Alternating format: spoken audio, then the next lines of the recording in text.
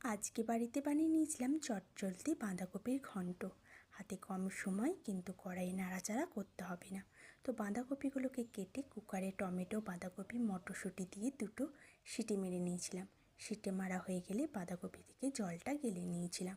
কড়াইয়ে তেল গরম করে একটা কাঁচা লঙ্কা ফোড়নে দিয়ে টমেটোটা দিয়ে দিয়েছিলাম।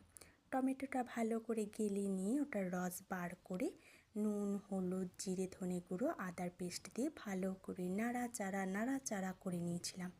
তারপর দিয়ে দিয়েছিলাম বাঁধাকপি ভাপাটা। তো ভালো করে নাড়াচাড়া করে জল শুকিয়ে এলে দিয়ে দিয়েছিলাম গরম মশলা।